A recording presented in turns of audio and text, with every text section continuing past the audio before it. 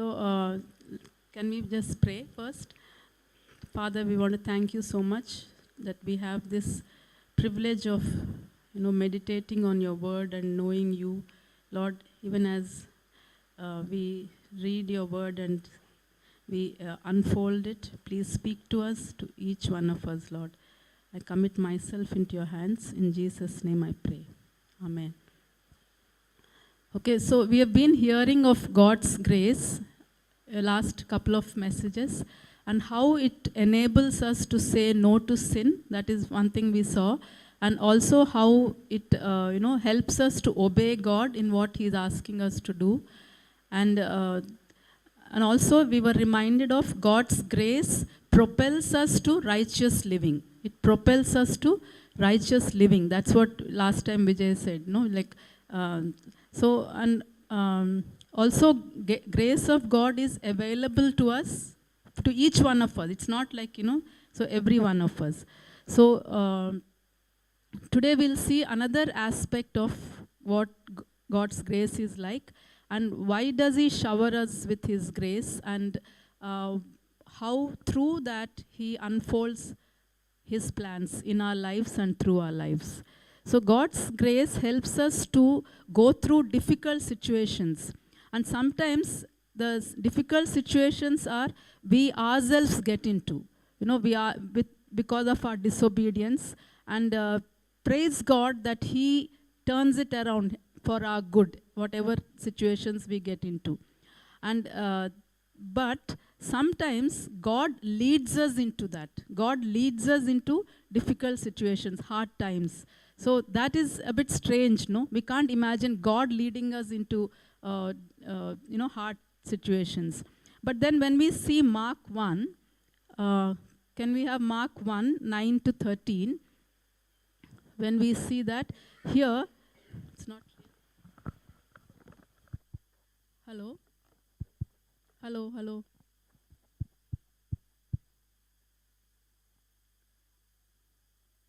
Hello? Hello, hello, hello, hello, hello. Hello, yeah. So this passage, the context is, here is Jesus got baptized and He's filled by the Holy Spirit and God blesses Him. That's the context of it. And then after that, immediately the Spirit sent Him into the wilderness. That's what it says, no? At once the Spirit sent Him out in the wilderness. So that is a bit strange, no? I always associated wilderness means it is somewhere where we don't feel God's presence. And, it is something that, because of our own disobedience that God sends us into wilderness. And also it is just like how Israelites were, no? They were in the wilderness for so many years because of their own stubbornness. So that's how we always thought. But here, Jesus was led by the Spirit of God into wilderness. And in verse 13, it says, He was in the wilderness for 40 days, being tempted by Satan. He was with the wild animals. That's what it says. So, it was, but what is the difference? What is the difference in this wilderness is angels attended Him. The angels were attended. So, while He was being tempted by Satan, He was with wild animals. Can you imagine children, wild animals, living in the midst of the wild animals, attacking all the time? But the presence of God was with Him. Jesus lived like that. So it says that's why angels attended Him. So while He was, that's really, just imagine what kind of help He would have received. So we too, when we are in situations like that, God comes to our aid. It's written in Hebrews 2:16. It says, God helps us, not even His angels, but He comes to our aid. We are Abraham's seed. So He comes to our help. He comes to help us. So God in His mercy sends His angels to attend to us, to protect us from any situations like that, where we are being attacked, or being tempted, any of these things. So God sends His angels. So that's His grace and mercy. So what we can see here is that we will get help we will get help from God to be protected from every scheme of the enemy, and definitely when we are in His will. Okay, so that's what, because the Spirit of God led him into the wilderness. So even if the situation seems very difficult, sometimes when we are going through a difficult situation, we can feel in our thinking that this is not where God wants me to be. Otherwise, it would have been much smoother. If God was there, it would have been much smoother. So it is not like that. But He doesn't expect us to be safe by ourselves. God doesn't expect, okay, I am sending, when He leads us into something, when He is there when we are in His will, when He is there in that situation, God doesn't expect us to do it by ourselves, save ourselves to be safe. But He knows that His hand is never too short. That's what is assurance, that He is there to help us. So it is entirely possible. From this passage, we can conclude that it is possible for us to diligently follow God and yet be driven or sent by the Holy Spirit into a hard circumstance. It could be illness, it could be persecution, it could be trials, anything that tests our faith in God. So Romans 8:28 says, and we know that for those who love God, all things work together for those who love Him, who have been called according to His purpose. So I just thought we can even understand it like that. This is my own thing. We can say, who have been sent into wilderness according to His purpose. So it is really that God, when He sends us into wilderness, some purpose of His is being unfolded. Okay? So, and God doesn't promise us an easy life. And He doesn't promise that we will receive our reward on this earth, a blessing on this earth. We will be blessed, but we won't see all of His blessing. What He promises is that His plan for our lives will work for good. Okay, I repeat, His plan for our lives will always be good. So that's the confidence with which Rahul is going, because it's his plan. He's very apprehensive, new people, no job, no nothing. But he is going with the confidence that his plans for his life will work good, which includes, or what are the things that we include, could be spiritual maturity. When we are going through wilderness time, there is a spiritual maturity that happens, which it doesn't happen when you are going, there's no trouble, no persecution, etc. And the spread of the good news about Jesus and a closer relationship with Him. So these are the things God is looking at. So as we allow the Holy Spirit to work in our hearts, we will learn to value what God values. We will learn to see what God sees. We learn to understand God's heart. So that is, the grace of God that makes us do that. So I want to, today it's such a thing that today even the Sunday school children had Joseph's story. Anil shared already. I was very surprised when I was there at the Sunday school. Oh, this is something. So I thought they would also be interested. So children follow this, okay? So this is slightly different from what you all did. So now in Joseph's story, children today they talked about forgiveness, how Joseph could forgive his brothers and sisters. So this different aspect, but you follow this. So Joseph's story is, he was put in a jail, okay, for a totally wrong reason. Okay, Joseph was put in a jail for what? He was, because he didn't deserve it. It was total injustice. He was quietly doing his work and he was being faithful to his master. He was doing all of that and yet ended up in jail. Right, Nathan? Ended up in jail. Would any of us want to be like that? No, it is, you will get, it's terrible to be the victim of injustice. So in this Genesis 13:9-20 to 23, Joseph, while he was in the prison, it says the Lord was with him. Who was with him? The Lord was with him. He showed him kindness and granted him favor in the eyes of the prison warden. The Lord was with Joseph and gave him success in whatever he did.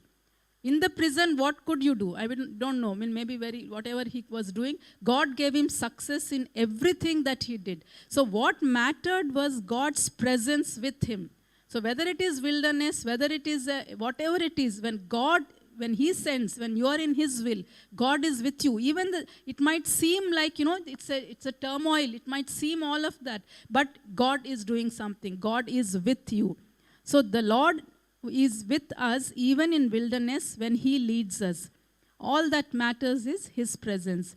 So here also we can see how the Lord was with him. So as a result, Joseph was, the warden favored him, and he was, everything was so good. And that is God's grace.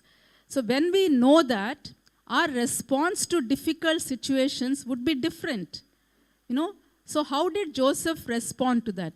While he was in the jail, he didn't sit and brood and complain and grumble and, all the time. What do you think, if one of us was in that situation? Let children answer.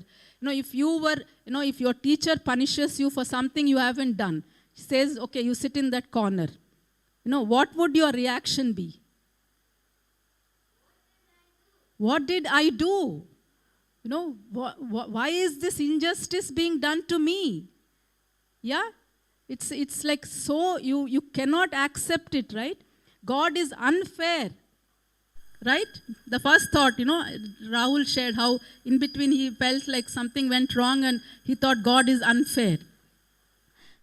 And he could have easily come to where were the angels that, when Hebrews 2, God sends his angel, God sends his help to his seed, Abraham's seed. So where was God? Why didn't he send, why didn't he convict that, whoever sent him to the jail, Potiphar, why didn't he see that this thing? Why didn't God come in? Why? So he would have gone on and on about it, right? Thinking and looking at his own circumstance, his own, difficult situation, his own thing. He would have complained non-stop, like Israelites did, how they kept on complaining and grumbling. But Joseph didn't do that. Let's see how we know that he didn't do. Let's get back to the story. After, in the jail, what happened after some time? The cupbearer and the baker of the same king, they come, they do something wrong, and they also end up in the jail. Right? They end up in the jail where under the authority, he's like, by then Joseph is a person who is in charge of the prison. So they come under his care. Was it a coincidence? No, it is God working. It is amazing to see how God works, behind the scenes. It is God who has worked out all that. So what Joseph does in Genesis 46 is, Joseph came to them the next morning. He saw that they were dejected. Actually, it is not complete. I think NIV says, he saw that they were dejected. And then he goes and asks them, what happened? Why are you looking so sad today? That thing struck me, that why are you so sad today? That means he saw that they were okay yesterday. So that day, why are you so sad today? So he lifted his eyes from himself to people around. He wasn't concentrating on his problems, his injustice that was done to him.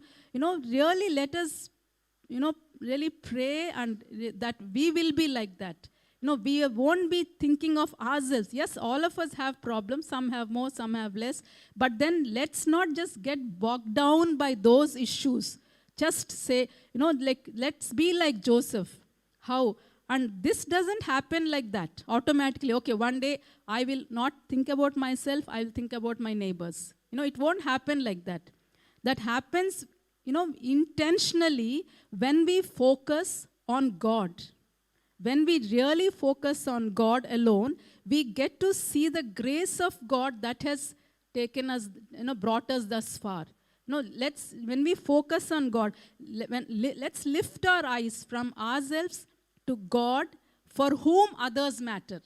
That's how this thing will be. It won't be like this. Suddenly, one day we decide, and we can't do it. Unless we focus on God, unless we know His heart, we won't be reaching out to people who matter for God. So let's go back to the story. Then what happens when they end up in the jail? I mean, when he asks them, what happened to you? Why are you so sad? He asks them. So then what happens? They tell him their dreams. They tell him their dreams, and we don't understand. It is so sad. We are so, depressed about it. So then Joseph interprets their dreams, and after that, what happens? When when they're tenured, jail, you have a time that their time is over, they go. But when they are going, Joseph tells them that please go and give a certificate to the king that let me also come out. Please tell. But then these guys forget. These people forget. So, and again another opportunity for Joseph to sit and grumble, sit and think of, Arey Baba, this time also I thought, this at least now I would be out. So he had several opportunities like this to look at his situation and grumble. But God was not done with him. God is doing, throughout this, God was doing something in his heart. God was not done with him. So it says, and God is never, never late. Never late. Even though we might think, I am 30, I'm not getting married and all. It is not. God is never late. Okay. So after 2 full years, it says, after 2 full years, what happens in the palace? Only Nathan is answering. What happens in the palace, Eva? The king himself gets a dream. And then this guy remembers, oh yes, I know one person in the jail, I met him, and he can interpret the dreams. So we know the rest of the story. And then what happens? Joseph becomes in charge of the nation of Egypt, the land of Egypt, it's written. So he becomes in charge of that. Okay, so from where he has become. So, and that's not the end. Okay, now the story unfolds into, from there, reconciliation with his family, with his father and brothers, who has troubled him. He is reconciled to them. So see how the whole just, one thing of, at that moment when he was put in the jail, God had all these plans, how it worked out, just it is like amazing when I was just reading this. So then, it's not just the reconciliation. In Genesis 50:20, you intended to harm me, but God intended it for good to accomplish what? The saving of many lives. It's so amazing. Just one person could do this, and God was working out. What was God's ultimate plan? Saving of many lives. So this is grace of God working in our lives. What an incredible story, this is. Working, we think when God pours out his grace, this is sometimes we think like that. It should mean that we should always get justice. And we should always prosper and flourish. We should, but in reality, God, out of his grace and mercy, takes us through these situations which will help us in our own sanctification. There is a growth that is happening. There is a cleansing that is happening in our hearts. For our sanctification. And we always must remember we are being transformed into his likeness. What is greater prosperity than that? What is a more flourishing than that? And that is a lot more precious for God than, giving us anything else. And ultimately, he wants to reveal himself to others and to save many people. So like what we have seen in Joseph's story. So whatever situation any of you are going through, I feel that God is telling you all that he is with you, and his grace will enable us not to get burnt up in those situations. Grace enables us not to get burnt up. And he will give us the grace to stand on his promises. Whatever promises God has given you, Rahul, his grace will enable you to stand on it even when you are going through, it won't be all rosy when you reach there after a few months. There will be difficulties.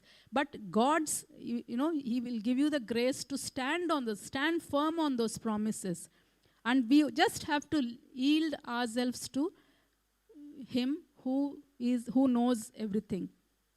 Like how God told Paul, What he says, something he was, about the thorn in the flesh, God, please remove it. Then what does he tell? My grace is sufficient for you.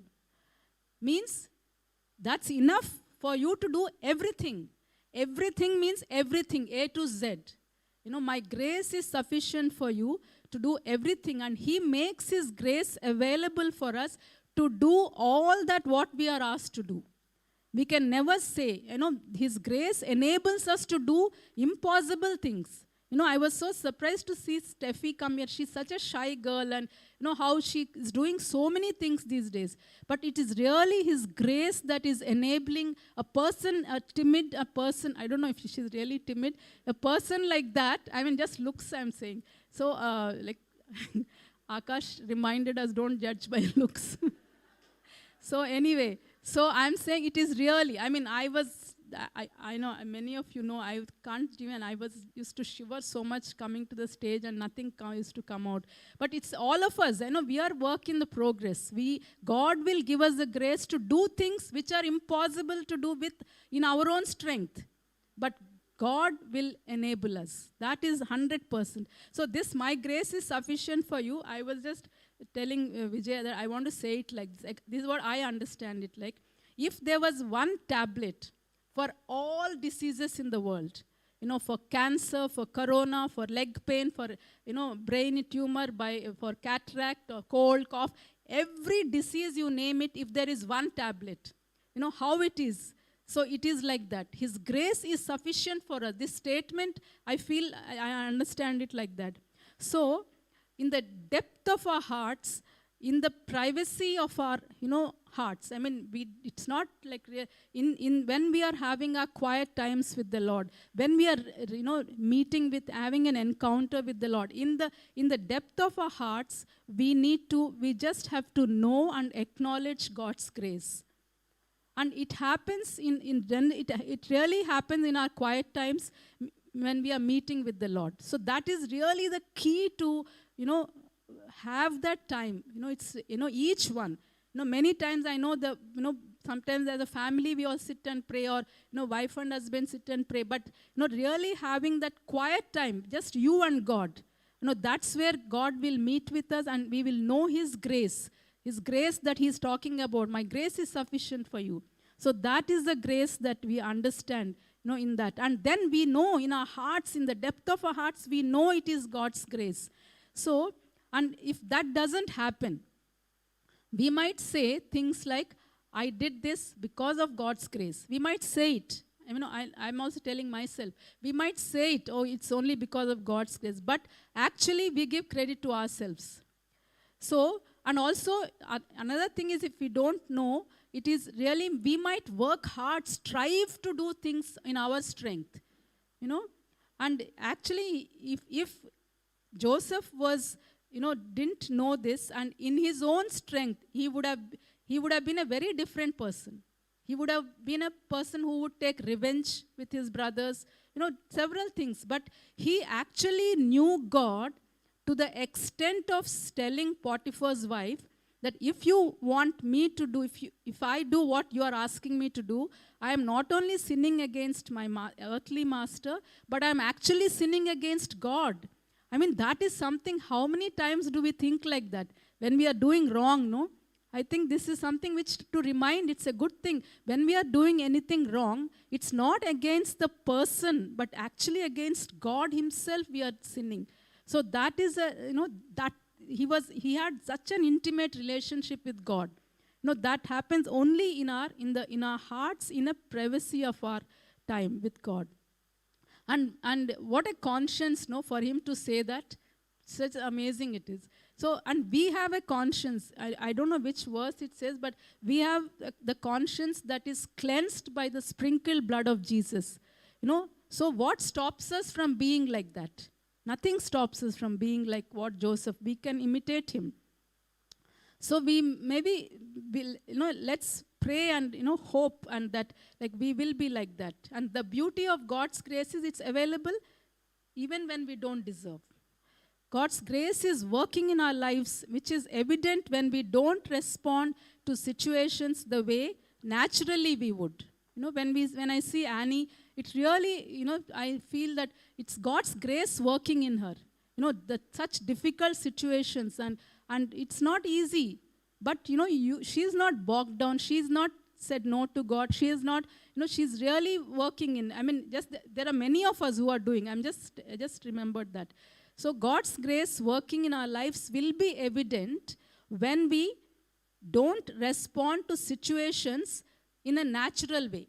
When we are walking, when we are driving, we get angry. We just shout or go and give this thing to the auto guy who came and all. So these are natural reactions. But God's grace will manifest when we are really, because of God's grace, we don't naturally react the way we react. Like loving the unlovable, like how they learned today about forgiveness. Forgiving is so difficult, especially when your brothers have, done that, no, Aradhana, very difficult to forgive. So it is that hard. But then God gives us the grace to forgive. God gives us the grace to love the unlovable. God gives us the grace to really be filled with joy, even when the circumstances are difficult. And it's a supernatural ability to do things beyond us in the natural. So that's what Paul means when he says, I think last time Vijay has said this, when he says, I work so hard, and yet not I, but the grace of God that was with me. So he also says the grace of God is not without effect. In grace of God in action, will be in action. So God was with Jesus in the wilderness, and the same God was with Joseph in the prison, and the same God is with us now, whatever situation it is. So now let's just read this passage from Exodus 3, 1 to 4. Okay, now let's let it be there. I'll just explain. What do we see here? What is Moses seeing here? A bush. What is Moses seeing? Yeah, a bush and a fire on top, correct? Burning bush. So, but bush is not affected. Bush is not affected. No fire on the bush. Bush and the fire is clearly seen, but bush is not getting affected. So if we think of ourselves, just please concentrate in the last bit. If we think of ourselves like a bush, and the fire is the difficult situations that are burning in our lives. Okay? You think of any situation that you are in. We will not get burnt up. That's the symbolic thing I'm saying. And when Isaiah 43, 2. We'll come back to this. Isaiah 43, 2 says, 1 and 2 actually, I think. When we walk through the fire, you will not be burnt. The flames will not set you ablaze. So it's a picture of this verse in that Moses burning bush, So this is exactly what we will experience. All that is by the grace of God and only because of His grace. And any other way apart from the Lord, we will get burnt up. There is no way that we will not get burnt up. It's only God's grace that, Annie is like that, or whatever we are going through, it's like that. So any other way. So Joseph would have got burnt up, but for God. His grace upon him made him to respond the way he did to his brothers or to Potiphar's wife or to, anything he did, to any unfavorable circumstance. But another amazing thing here is, God does that so that just like when Moses saw the burning bush, what was Moses' reaction? What was Moses' reaction? He sees and he gets curious. What is it going on there? He gets very curious to see. And then he says, no, bush is there. There is fire. Bush is not getting burnt up. What's happening? It's a very strange sight. So it created curiosity in him and he goes near. And when he goes near, what happens? When the Lord saw that he had gone over to look, God called him from within the bush, Moses, Moses. And Moses said, here I am. So what happened here? this strange sight created curiosity in him. He goes near and then he meets with the Lord. You know, such an amazing thing. He meets with God and he encounters God. He says yes to God. And after that, what happens? He has been used to save the nation of Israel. You know, it is not an ordinary thing. And all started there. So, the same way, when people see us through the burning or fiery situations, when they see us strong and not getting worn out, not getting burnt up, not giving in to temptations, not following the patterns of the world. All this I'm saying, not getting burnt up. Anything that takes us away from God and His ways is like fire. You know, that's something getting consuming us. Then they will come close. People who are watching, they'll come close. You know, Annie, how come you are like this? You know, or anybody who is, how come you are like this? And then when they come close, just like how Moses met with God, you know, people will meet with God. That is an amazing victory of, it's worth going through all the troubles. It is really, you know, it's such an amazing thing to, you know, draw people to God, not to ourselves, draw people to God. Now, you know, when we go see all this, it makes sense when in James it says, rejoice when we are going through troubles. Rejoice when we are going through troubles, and especially when, you know, the wilderness period that we have. God is planning to do some saving of many lives. You know, let's have a focus like that. You know, saving of many lives. So maybe God is doing something through me, through these difficulties. One thing is He's changing our hearts. He's sanctifying us. Also, He's drawing people to Himself. So we can actually say that when we increase, you know, it says in that next James verse, James. So whenever you face trials of many kinds, because you know that the testing of your faith produces perseverance. So when we are going through troubles, when we are doing these situations, there is a testing of our faith. There is a increase in patience, perseverance. And then that will be visible to the world as a bush not getting burnt up. How the bush and burning bush became visible to Moses, you know. So like that, we will be visible to the world, and that is for the people to draw to God. So we can really rejoice in this. Can we just sing that song, which yet not I, but Christ who lives in me? Can I just pray in the meantime? Come. Yeah. Father God, we want to really thank you so much that you're such an amazing God. Your grace is enough for us, is really what takes us through. And, you know, whatever you do to us, you do in our lives, Lord.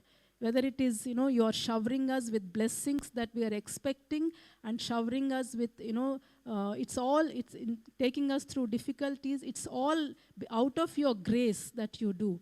And we love you, Lord Jesus. We want to really, you know, look at you, focus our minds and hearts on you, and we want to do what your will is, Lord.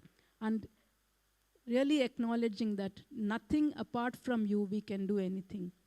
In Jesus' name I pray.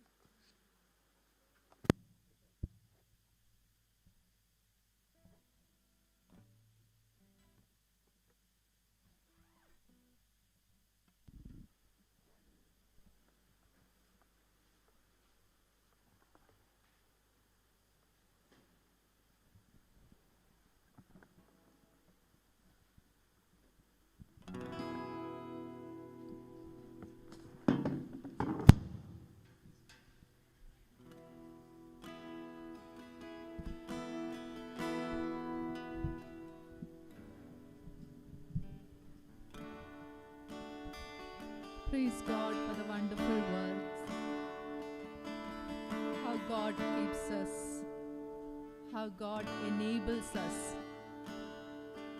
Now to Him who is able to believe, He will do exceedingly more than we could think or imagine. That is our God. He will not let us go through a situation that we can't handle. Isn't that amazing how God enables Joseph to persevere through the situation. Shall we rise up and sing?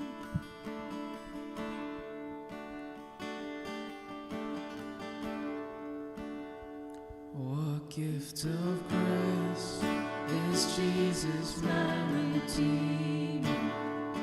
There is no more for heaven now to give.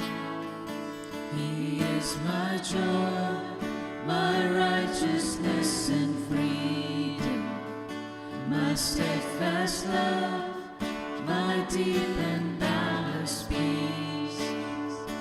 To this I hold, my hope is only Jesus, for my life is wholly bound to Him. Oh, how strange and divine, I can sing all is mine, yet not I, but through Christ in me.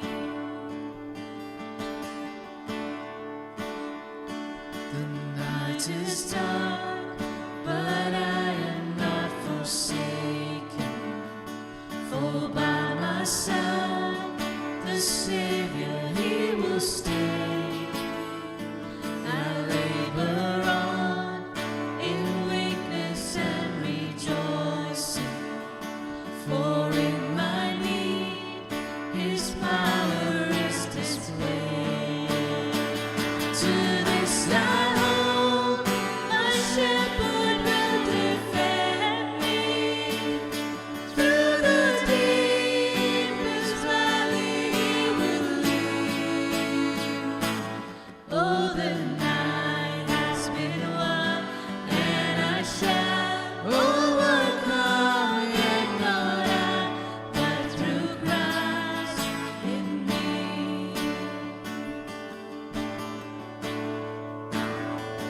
No fate I dread, I know I am forgiven.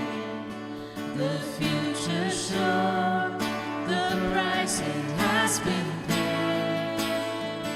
For Jesus bled and suffered for my pardon, and He was raised to overthrow the grave. To this I hold, my sin has been defeated. Jesus now and ever is my plea. Oh, the chains are released, I can sing, I am free, and not I, but through Christ in me.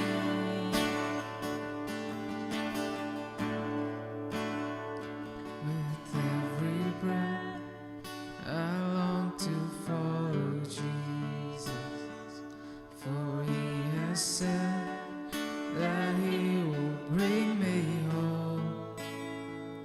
And day by day, I know He will renew me, until I stand with joy before the throne. To this I hold, my hope is only Jesus. All of the glory evermore to Him. When the race is complete, still my lips shall repeat, and not I, but through Christ in me. When the race is complete, still my lips shall repeat, and not I, but through Christ in me. Yet not I, but through Christ in me. Lord, thank you, Lord, for reminding us another aspect of grace that, Lord, the wilderness sometimes is your grace that sends us to wilderness, which draws us close to you. And yet not I, we go through the wilderness because of Christ who lives in us, and which leads to saving of many lives. What a powerful, Lord, aspect of grace that we fail to understand, fail to miss out at times, that you never let go of us. As we have chosen to follow you, your grace always is upon us. When the things are good, when the things are not so good, you never let go of us. So this morning, Lord, thank you for reminding us. Help us that we'll be aware of your presence always, and that we'll acknowledge your presence, and that we'll not just give in to situations or temptations, but Lord, we'll respond with this knowledge of your grace upon us, which gives us, Lord, the power to say no to all kinds of ungodliness, to endure the wilderness, to overcome temptations, and to live victorious lives. That like that bush which is on fire but not burnt out. Lord, I pray that each and every one of us will be people who are on fire for you. So that, Lord, your grace will be evident to people around us, and they will draw close to us and encounter you who lives in us. And now may the grace of our Lord Jesus Christ and the unconditional and overwhelming love of the Father and the ever-dwelling presence of the Holy Spirit, who enables us to be aware of this grace that is upon us, to live victorious lives, be with each and every one of us now and always till Jesus comes. Amen.